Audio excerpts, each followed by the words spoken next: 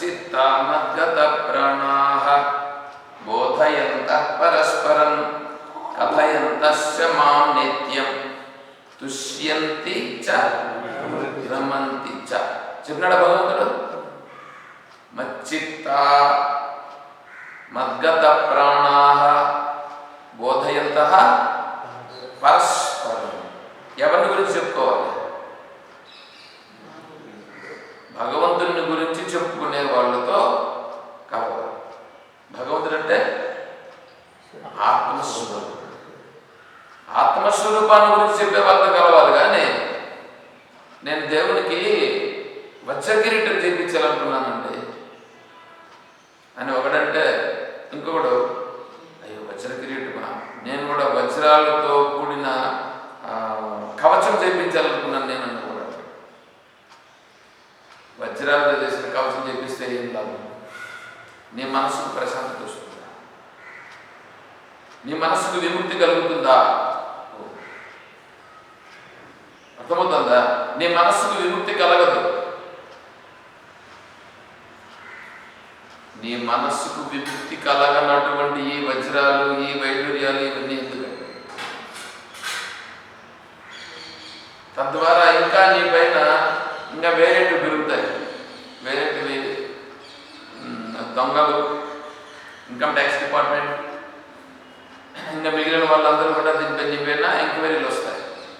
వీడికి వజ్రాలతో కూడినటువంటి దాన్ని భగవంతునికి, ఈశ్వరునికి ఇట్లా ఇచ్చాడంటే ఎక్కడొచ్చింది? వీడికి ఎక్కడి నుంచి వచ్చింది? ఎంక్వైరీలు అన్నీ మొదలవుతాయి. దొంగలు వీని దగ్గర ఎంత ఉంటే ఎంత ఇచ్చినాడు కాబట్టి వీని దగ్గర మనం ఇన్కమ్ ట్యాక్స్ డిపార్ట్మెంట్ వాళ్ళు అలా వస్తారు. వీళ్ళందరూ కూడా ఇక్కడ వచ్చారు కదా. నీకు ఇంకా నువ్వు అక్కడే ఇచ్చావంటే ఇంకా బంధువులు గమనుంటారా? బంధువులు వచ్చి నేను ఏదో ఒకటి అడగడం ప్రారంభిస్తారు. ఎక్కడ విముక్తి కలుగుతాను? ఆ భగవంతునికి నువ్వు ఇచ్చినట్టు నువ్వు ఇచ్చే వజ్రాలతో కిరీటాలతో ఆయన సంతోషపడితే ఆయన భగవంతుడు ఎట్లవుతాడు? వజ్రాలతో సంతోషపడేటువంటి వాడు భగవంతుడా?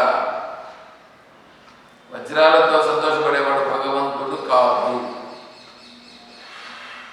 దీని గురించి బోధ చెప్తారు, ఇట్లా చేయాలా. 42 రోజులు యజ్ఞం చేయాలండి, కాబట్టి దానికి మీరు ఏదైనా సహాయం చేయండి. నువ్వు యజ్ఞం చేయాలనుకుంటే మేము ఎందుకు సహాయం చేయాలి? ఆ యజ్ఞం ఏమిటి? ఎందుకు చేయాలి ఆ యజ్ఞం? అలాగా వేదేషు యజ్ఞేషు తపస్సు చైవ దానేషు యత్పుణ్య ఫలం ప్రతిష్టం అత్యేతి తత్సర్వం విదిత్వా. మళ్ళా యోగి పదం స్థానం ఉపైతి చార్యం. నువ్వు యోగివి కావయ్యా బాబు. భగవంతుడు ఏమంటున్నాడు? యోగివి కా. వేదేషు యజ్ఞేషు తపస్సు చేయవ దానేషు. వేదాలు, యజ్ఞాలు, దానము, తపస్సు అని నువ్వు ఏదంటున్నావో ఇవన్నీ చేసేదాని వల్ల నువ్వు ఆత్మతత్వాన్ని పొందలేవు, తెలుసుకోలేవు. ఆత్మతత్వాన్ని తెలుసుకునే మార్గంలోకి రా, అది యోగం. ఆత్మతత్వాన్ని తెలుసుకునే దానికి వస్తే అది యోగం. నువ్వు ఈ మార్గంలోకి వస్తే వేదాలన్నింటినీ నువ్వు అధ్యయనం చేసిన వాడే, యజ్ఞాలు చేసిన వాడే, చేయకపోయినా. ఎందుకంటే యజ్ఞములు చేస్తే యజ్ఞముల వల్ల కలిగేటువంటి పుణ్యము, ఆ పుణ్యం యొక్క ప్రభావం చేత నీ మనస్సు పరిశుద్ధమవుతుంది. పరిశుద్ధమైతే నువ్వు ఆత్మ వివేకాన్ని తెలుసుకునేటువంటి సామర్థ్యం నీకు వస్తుంది. వేదాధ్యయనం చేస్తే వేదాధ్యయనం చేసి ఆ వేదాధ్యయనం చేసిన తర్వాత దాంట్లో అర్థాన్ని విచారణ చేసి ఆ అర్థ విచారణ చేసిన తర్వాత అది మనసుకు పట్టి ఆ మనసుకు పట్టిన తర్వాత నీకు వచ్చే చివరి నిర్ణయం ఏమిటంటే ఆత్మతత్వాన్ని తెలుసుకుంటా. తపస్సు చేస్తే ఆ తపస్సు వలన నువ్వు తెలుసుకునేది ఏంటంటే ఈ ప్రపంచంలో ఉండేదాన్ని దేనైనా పొందవచ్చును, కానీ ఇదంతా కూడా అశాశ్వతమైనదే, ఆత్మతత్వం కంటే అల్పమైనదే, కాబట్టి ఆత్మతత్వమే సత్యమైనది అని తెలుసుకునే యోగ్యత వస్తుంది. అదే తపస్సు యొక్క లక్ష్యమే. దానం చేస్తే ఇదంతా కూడా నాదేమీ కాదు, ఇది సత్యమైనది కాదు, అంతా ఈశ్వరునిదే, ఈశ్వరుని దాన్ని నేనేం దానం చేసేది. అసలు ఏది నాది కాదు అని తెలుసుకునే స్థితిని కలిగించేటువంటిదే దానం. దానానికి ఆ లక్షణం ఉంది. కాబట్టి నువ్వు ఆత్మతత్వాన్ని తెలుసుకునే స్థితికి రా. ఆత్మతత్వాన్ని గురించి తెలుసుకునే మార్గంలోకి వచ్చినామంటే ఇవన్నీ చేయకపోయినా చేసినట్లే. వేదేషు యజ్ఞేషు తపస్సు చేయడం, దానేషు యత్పుణ్య ఫలం ప్రతిష్టం అత్యేతి అతి ఏతి. వీటన్నింటినీ కూడా ఏదైతే ఉందో అవన్నీ చేసినట్లే, అవన్నీ పొందినట్లే. అట్లాగని వాళ్ళు చేస్తూ ఉండే వాళ్ళని నువ్వు విమర్శించద్దు. తత్సర్వం విదిత్వ, వాటన్నింటినీ తెలుసుకున్నవాడు అవుతావు. యోగి పరం, ఈ యోగి అయినటువంటి వాడు వీటన్నింటికంటే పరమైనటువంటి గొప్పదైనటువంటి స్థానమును పొందును. అందుకని మాట్లాడేది ఎవరితో మాట్లాడాలా? మచ్చిత్త మగ్గత ప్రాణాహ బోధయత పరస్పరం. నువ్వు మాట్లాడితే ఎంతసేపైన భేదాన్ని కలిగించే వాళ్ళతో మాట్లాడకూడదు. ప్రపంచంలో భోగాలను అనుభవించాలి అనుకునే వాళ్ళతో మాట్లాడకూడదు. ప్రాపంచిక వ్యవహారాలు మునిగిపోవాలి అనుకునే వాళ్ళతో మాట్లాడకూడదు. లోక వ్యవహారాలలో మునిగిపోయి దాంట్లో అంతా పడిపోయి ఉంటారు. అట్లాంటి వాళ్ళతో మాట్లాడితే వాడు ఏం చెప్తాడు? వాడు ఆ విషయాల గురించి చెప్తాడు కానీ నీకేమైనా ఆత్మతత్వం గురించి చెప్తాడా? కాబట్టి ఎట్లాంటి వాళ్ళతో మాట్లాడాలా? ఆత్మతత్వము తెలుసుకోవాలనుకునే వాళ్ళతో కానీ లేదా ఆత్మతత్వం తెలిసిన వాళ్ళతో కానీ మాట్లాడాలి. బోధయంత పరస్పరం. నువ్వు నీకుండే అనుభవాన్ని వాళ్ళతో చెప్పు, వాళ్ళకుండే అనుభవాన్ని నీతో చెప్తారు. ఓహో ఆత్మతత్వం అంటే ఇట్లా అనేది నీకు అప్పుడు కలుగుతుంది. అట్లా తెలుసుకుంటూ ముందుకు వెళ్ళాలి.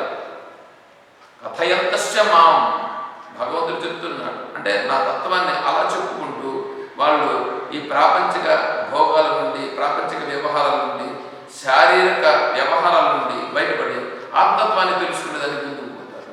నీకు తెలిసినటువంటి దాన్ని ఇది సత్యమని పట్టుకున్నావా, నువ్వు అందులో పడి మ్రగ్గిపోతావు. చూడండి ఎట్లా చెప్తున్నాడు. కాబట్టి బోధ ఎట్లా ఉండాలా? బోధ ఆత్మస్వరూపాన్ని తెలుసుకొని బయటపడేటట్టుగా విముక్తి హేతు, విముక్తి కలిగించేటట్టుగా, విముక్తి కలిగించేటువంటి బోధనే నువ్వు స్వీకరించాలి. వాడు ఎంతటి గొప్పవాడైనా సరే. చెప్తుంటారు పెద్ద పెద్ద మహానుభావులందరూ, పెద్ద పెద్ద వాచస్పతులందరూ చెప్తుంటారు. చాగంటి కోటేశ్వరరావు గారి పైన నేను ఎలా మొన్న వచ్చింది, ఏదో ఒక అభియోగం వచ్చింది. ఇంతకుముందు ఏదో చెప్పినారని వాళ్ళు ఏదో అంటే మళ్ళీ వాళ్ళకు ఒకసారి ఏదో చెప్పారు గొల్లల గురించి. ఇప్పుడు మళ్ళీ ఏదో ఒక అభియోగం పడింది. ఎందుకు? ఉన్నతత్వాన్ని చెప్పండి, ఉన్నతత్వాన్ని చెప్పాలి కానీ వేరే విషయాలంతా మనకి ఎందుకు? ఆత్మతత్వాన్ని తెలుసుకునేటట్లుగా చెప్పి ఎక్కడన్నా భగవంతుడు ఏమన్నా ఒకరు తక్కువ అని ఒకరు ఎక్కువని ఏమన్నా చెప్పారా? సమోహం సర్వభూతేషు నమే ద్వేష్యోస్మి న ప్రియ, భగవంతుడు. కాబట్టి మనం తెలుసుకోవాల్సింది ఏమిటి? బోధ. బోధ బాగా గుర్తుపెట్టుకోండి. వినాల్సింది ఏమిటంటే విముక్తి కలిగించేటువంటి మాటలను వినాలి, ఆత్మతత్వాన్ని తెలుసుకునేటువంటి మాటలను వినాలి, ఆత్మతత్వము చెప్పే వాళ్ళతో సామర్థ్యం చేయాలి. ఆత్మతత్వము తెలిసే మార్గములో ప్రయాణించే వాళ్ళతో మనం కలిస్తే మన మనసు కూడా ఆ మార్గంలో పోతుంది. అది ఇక్కడ మనకు బోధ అని చెప్తున్నారు. సరే, అది అక్కడికి అవుతుంది. దీనివల్ల కలిగే లాభం ఏమిటి అని తర్వాత ప్రశ్న. ఓ లాభ అని ప్రశ్న. దీన్ని చెప్తే ఇంకా బాగా వివరంగా చాలు. కనీసం మొదట మనం ఇంతవరకు చెప్పుకుంటూ వస్తున్నాం. దీన్ని కొద్దిగా విని మీరు ఫాలో అయితే మళ్ళీ మనం మీ అంతటా మీకే అనుభవం అవుతుంది, ఆ మనసుకి అనుభవం అవుతుంది. సరే, ఇక్కడ నిలుపుదాం. తర్వాత మళ్ళీ మిగతా విషయాలు రేపు చర్చించుకుందాం. ఓ